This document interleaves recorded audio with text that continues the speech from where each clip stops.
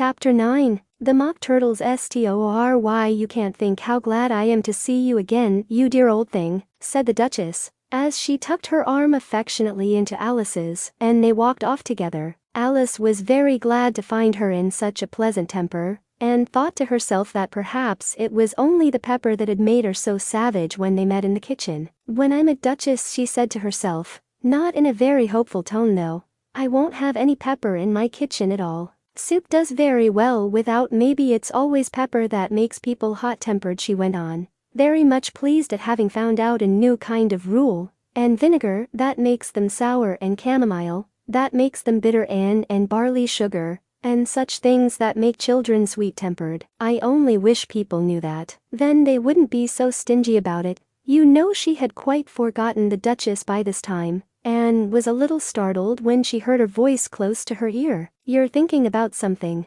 my dear, and that makes you forget to talk. I can't tell you just now what the moral of that is, but I shall remember it in a bit. Perhaps it hasn't one, Alice ventured to remark. Tut, tut, child, said the Duchess. Everything's got a moral, if only you can find it. And she squeezed herself up closer to Alice's side as she spoke. Alice did not much like keeping so close to her. First, because the Duchess was very ugly, and secondly, because she was exactly the right height to rest her chin upon Alice's shoulder, and it was an uncomfortably sharp chin. However, she did not like to be rude, so she bore it as well as she could. The game's going on rather better now, she said, by way of keeping up the conversation a little. 'Tis so, said the Duchess, and the moral of that is, oh, 'tis love, that makes the world go round. Somebody said, Alice whispered, that it's done by everybody minding their own business. Ah, well, it means much the same thing, said the Duchess, digging her sharp little chin into Alice's shoulder as she added, and the moral of that is, take care of the sense, and the sounds will take care of themselves. How fond she is of finding morals in things. Alice thought to herself, I dare say you're wondering why I don't put my arm round your waist, the Duchess said after a pause. The reason is that I'm doubtful about the temper of your flamingo. Shall I try the experiment? He might bite, Alice cautiously replied, not feeling at all anxious to have the experiment tried. Very true, said the Duchess. Flamingos and mustard both bite. And the moral of that is, birds of a feather flock together. Only mustard isn't a bird, Alice remarked. Right, as usual, said the Duchess. What a clear way you have of putting things. It's a mineral, I think, said Alice. Of course it is, said the Duchess, who seemed ready to agree to everything that Alice said. There's a large mustard mine near here, and the moral of that is, the more there is of mine, the less there is of yours. Oh, I know, exclaimed Alice, who had not attended to this last remark. It's a vegetable. It doesn't look like one, but it is. I quite agree with you, said the Duchess, and the moral of that is, be what you would seem to be, or if you'd like it put more simply, never imagine yourself not to be otherwise than what it might appear to others, that what you were or might have been was not otherwise than what you had been, would have appeared to them to be otherwise. I think I should understand that better, Alice said very politely, if I had it written down, but I can't quite follow it as you say it. That's nothing to what I could say if I chose, the Duchess replied in a pleased tone. Pray don't trouble yourself to say it any longer than that, said Alice. Oh, don't talk about trouble, said the Duchess. I make you a present of everything I've said as yet, a cheap sort of present, thought Alice. I'm glad they don't give birthday presents like that. But she did not venture to say it out loud. Thinking again, the Duchess asked, with another dig of her sharp little chin. I've a right to think, said Alice sharply, for she was beginning to feel a little worried. Just about as much right, said the Duchess, as pigs have to fly, and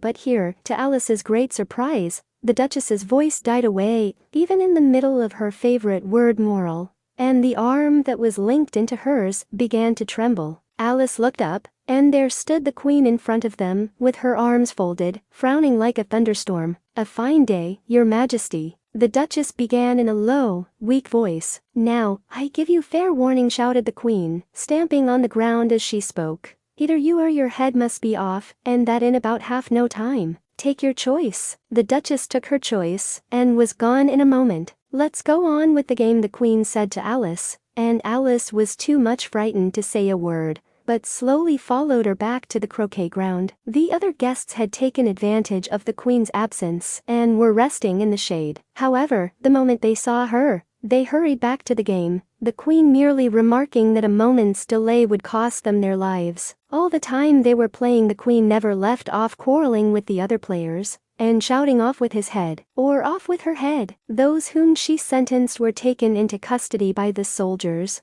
who of course, had to leave off being arches to do this, so that by the end of half an hour or so there were no arches left, and all the players, except the king, the queen, and Alice, were in custody and under sentence of execution. Then the queen left off quite out of breath, and said to Alice, "Have you seen the mock turtle yet?" "No," said Alice. "I don't even know what a mock turtle is." "It's the thing mock turtle soup is made from," said the queen. "I never saw one, or heard of one," said Alice. "Come on, then," said the queen, "and he shall tell you his history." As they walked off together, Alice heard the king say in a low voice to the company generally, "You are all pardoned." "Come, that's a good thing," she said to herself, for she had felt quite unhappy at the number of executions the queen had ordered. They very soon came upon a griffin, lying fast asleep in the sun. "If you don't know what a griffin is, look at the picture." "Up, lazy thing," said the queen, "and take this young lady to see the mock turtle, and to hear his history. I must go back and see after some executions I have ordered." And she walked off,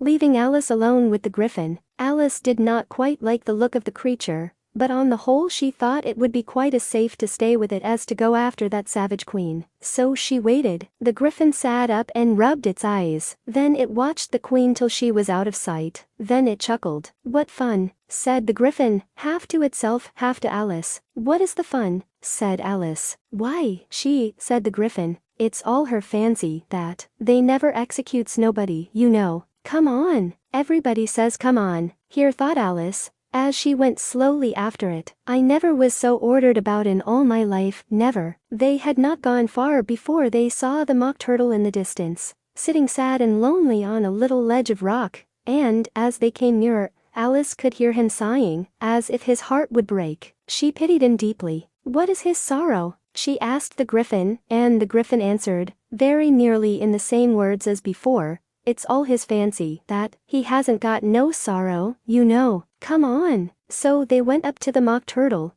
who looked at them with large eyes full of tears, but said nothing. "This here young lady," said the griffin, "she wants for to know your history." "She do." "I'll tell it said the mock turtle in a deep, hollow tone. "Sit down, both of you, and don't speak a word till I've finished." So they sat down, and nobody spoke for some minutes. Alice thought to herself, "I don't see how he can ever finish, if he doesn't begin." But she waited patiently. "Once," said the mock turtle at last, with a deep sigh, "I was a real turtle." These words were followed by a very long silence, broken only by an occasional exclamation of "HJCKRRH" from the griffin, and the constant heavy sobbing of the mock turtle. Alice was very nearly getting up and saying, "Thank you, sir, for your interesting story."